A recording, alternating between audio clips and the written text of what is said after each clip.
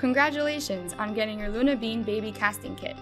In this video, we will show you everything you need to have a fun and rewarding experience creating the casting of your newborn. Before you begin, you will want to make sure that your baby is in a good mood. Happy babies make for happy castings.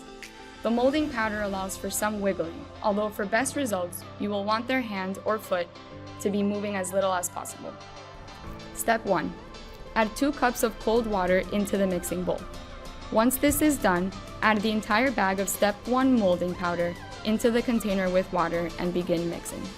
Don't forget to mix the sides and the bottom of the container. The molding powder will never be completely smooth, so little lumps of powder is okay. When the mixture has lost some of its color, usually 2 to 3 minutes after mixing, it is time to insert the baby's hand or foot into the container. You will want to hold their hand or foot in the mixture for about 1 to 4 minutes. You will know when to take out the hand or foot when the mixture is firm to the touch and does not leave any residue on your fingers. Carefully remove the baby's hand or foot from the mold by slowly wiggling it around until the suction releases. Once this is done, drain any excess water from the bowl. If you cannot move on to Step 2 right away, make sure that you seal the container in a plastic bag and store it in a refrigerator for up to 24 hours. Step 2. Begin by adding half a cup of cold water to a cup or mixing bowl.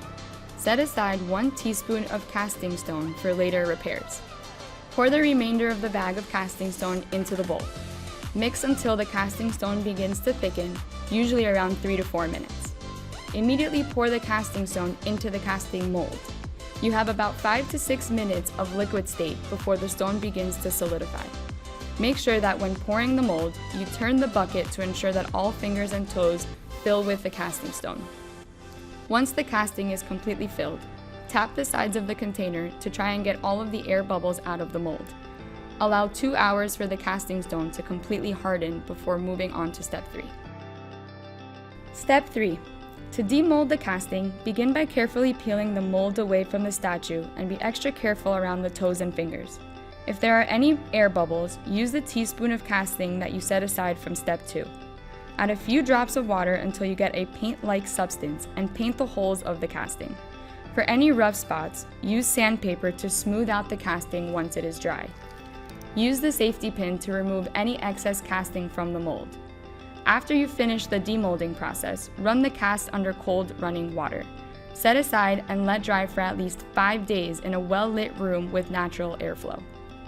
For finishes, apply 2 to 3 thin coats of paint or sealant to the statue. Allow at least 30 minutes of drying time between each coat.